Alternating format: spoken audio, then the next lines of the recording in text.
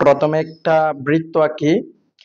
বৃত্তের বাহিরে যে কোনো একটা বিন্দু নেই, বৃত্তের কেন্দ্র এবং ওই বিন্দুর মধ্যে একটা রেখা আঁকি। রেখার অর্ধেকের বেশি ব্যাসার্ধ নিয়ে বৃত্তের কেন্দ্র হতে উপরে এবং নিচে দুইটা বৃত্তচাপ আঁকি। একইভাবে বৃত্তর বহিস্থ বিন্দু থেকে পুনরায় দুইটা বৃত্তচাপ আঁকি, যা রেখাকে সমদ্বিখণ্ডিত করে। সমদ্বিখণ্ডক হতে বৃত্তের কেন্দ্রে সমান ব্যাসার্ধ নিয়ে আরেকটা বৃত্তচাপ আঁকি। বৃত্ত দুটির সংযোগ বিন্দু থেকে বহিস্থ বিন্দুতে দুইটি রেখা আঁকি। লাল আকৃতির দুটি রেখায় নির্ণয় স্পর্শক। আমরা আবার পুনরায় একটা বৃত্ত আঁকি। বৃত্তের মধ্যে যে কোনো একটা বিন্দু নেই, বৃত্তের কেন্দ্র এবং ওই বিন্দুর একটা রেখা আঁকি। বৃত্তের কেন্দ্রস্থ বিন্দুতে একটা লম্ব আঁকি।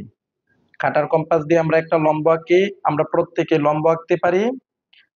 লম্ব আঁকি। বৃত্তের মধ্যে যে বিন্দুটা নিছি ওইখান থেকে। তারপর আমরা লম্ব এঁকে নেই। আমি লাল কালি দিয়ে দেখিয়ে দিচ্ছি। ওই লম্বই যথাক্রমে স্পর্শক। ধন্যবাদ সবাইকে।